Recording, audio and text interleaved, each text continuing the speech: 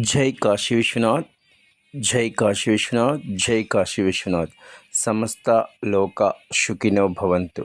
నమస్తే, మీ చంద్రశేఖర్ మహాదేవ్, వారణాసి కాశీ మహాశ్మశానం నుండి. చవితి, షష్ఠి, పంచమి.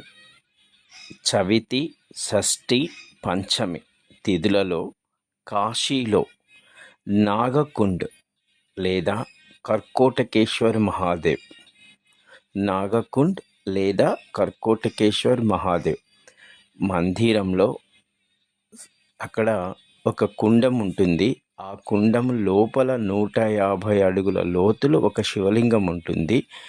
ఇది సంవత్సరంలో ఒక్కరోజు మాత్రమే దర్శనం ఉంటుంది, మిగతా రోజు పూర్తిగా నీళ్ళతోనే ఉంటుంది. అయితే ఆ కుండంలో స్నానం, అభిషేకం, పూజ, సాధనలు చేసిన వారికి త్రికరణ శుద్ధిగా అఖండ సర్పదోష నివారణ కలుగుతుంది. పిల్లలు లేని వారికి పిల్లలు పుట్టడం, పుట్టినవారు గొప్పగా అభివృద్ధి చెందడం, వారు సమాజానికి పనికి వచ్చేలాగా పెరగడం జరుగుతుంది. వంశం అభివృద్ధి జరుగుతుంది. ఇలా ఒకటి కాదు, రెండు కాదు, ఎన్నో దోషాలకు నివారణ పితృదేవతల అనుగ్రహము, పితృదేవతలకు ఉత్తమ సద్గతులు కలగడము, పితృదేవతల ఆశీర్వాదాలు మనకు కలగడం, మన వంశంలోని పిల్లలు గొప్ప గొప్ప కార్యాలు సాధించేటువంటి అవకాశము ఈ యొక్క నాగకుండంలో చవితి, షష్ఠి, పంచమి తిథులలో. అయితే ఇక్కడ కాశీలో నేను చూస్తున్నానండి, చాలామంది వెళ్తున్నారు, వస్తున్నారు, కానీ ఏ ఒక్కరిలో దయచేసి నన్ను క్షమించండి, త్రికరణ శుద్ధి లేదు. వాళ్ళు వెళ్తున్నారు, వీళ్ళు వెళ్తున్నారు, మనం వెళ్తున్నాం. అలా ఎప్పటికీ వెళ్ళకండి, ఎందుకంటే ఇది బిజినెస్ కాదు. మనస, వాచ, కర్మణ త్రికరణ శుద్ధిగా చేయాలి. జై కాశీ విశ్వనాథ్. ఈ విధంగా అక్కడ ప్రతి చవితి, షష్ఠి, పంచమి తిథులలో వీలు కాని వారికి శ్రావణ మాసంలో పంచమి షష్ఠి తిథులలో అయినా శ్రావణ మాసంలో పూర్తిగా వెళ్ళవచ్చు. ఆ యొక్క కుండము శ్రావణ మాసంలో చాలా చాలా శక్తిని పొంది ఉంటుంది. ఈ సంవత్సరం శ్రావణ మాసము మనకి ఆగస్టులో వస్తుంది. సో ఆగస్ట్ 24వ తేదీ ఆ కుండంలో నీళ్ళన్నీ తీసేసి ఆ కింద ఉన్నటువంటి శివలింగ దర్శనం, పూజ అవుతుంది.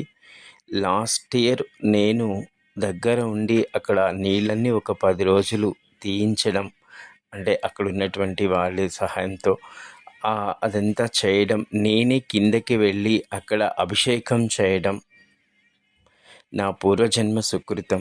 నిజంగా ఆ రోజు నేను అభిషేకం చేయడానికి ఆ 150 లోతులోకి దిగినప్పుడు ఆ కిందకి నేను వెళ్ళగానే 2 పాములు నా 2 కాళ్ళకి చుట్టుకున్నాయి. అయితే ఆ క్షణమే నేను చనిపోయాను.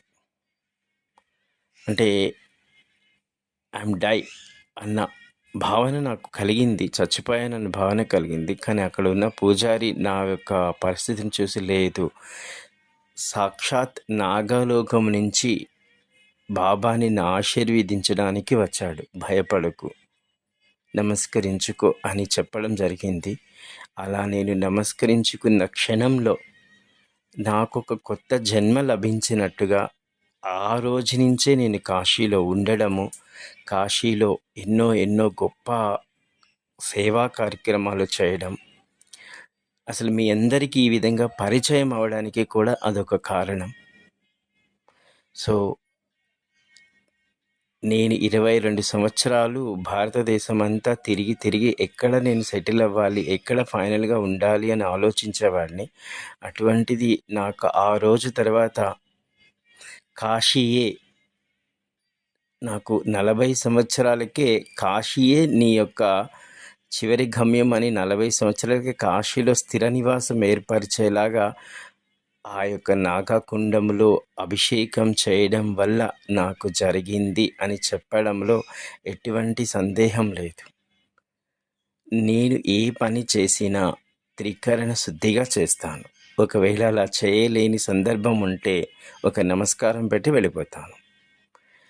నేను ఏ గురువుల్ని కానీ, ఎవరిని కూడా నేను ఆశ్రయించాలి అనుకుంటే నాకు శుద్ధి ఉంటేనే వెళ్తాను. నా దగ్గర శుద్ధి లేనప్పుడు పోనీ ఆ టైం వచ్చినప్పుడు వెళ్తాననుకోని వెళ్ళానండి. కాబట్టి ఆ నాగకుండము చాలా చాలా గొప్ప విశేషము. ఎవరెవరైతే ఇటువంటి కొన్ని దోషాలతో బాధపడుతున్నారో వాళ్ళు తప్పకుండా ఆ యొక్క చవితి, షష్ఠి, పంచమి తిథులలో కాశీలో ఉన్నటువంటి ఒక మహా అద్భుతం, ఒకటి కాదు, రెండు కాదు, కొన్ని వేలున్నాయి అద్భుతాలు కాశీలో. బ్రహ్మాండంలో ఎక్కడ లేని అద్భుతాలు కాశీలోనే ఉన్నాయి. అందుకే కాశీ సప్త మోక్షపురిలో ప్రధానమైనది మహాశ్మశానం. నాకది మహాశ్మశానం అని అనిపించదండి, ఆనందవనం. కాబట్టి ఆగస్ట్ 24వ తేదీ పంచమి రోజున ఆ కుండంలో నీళ్లు తీస్తారు. ఒకవేళ ఈ వీడియో ఎవరైనా విన్నట్లయితే బయట ఉన్నవాళ్ళు ఈ యొక్క ఆ రోజు వచ్చి చూడాలనుకుంటే చూసే ప్రయత్నం చేయండి. పూజ చేయండి. మనస వాచ కర్మణ త్రికరణ శుద్ధిగా మీ యొక్క బాధను విన్నవించుకునే ప్రయత్నం చేయండి. అలా చేసి మీరు తరించాలన్నదే నా ఉద్దేశం. నేను కాశీలో చాలామంది కాశీలో గొప్ప తపశక్తివంతులు ఉన్నారు, గొప్ప యోగులు ఉన్నారు. కానీ నేనేం చేస్తున్నానంటే ఒక టీచర్గా, ఒక లెక్చరర్గా, ఒక ప్రొఫెసర్గా నాకు తెలిసిన ఈ విషయం 10 మందికి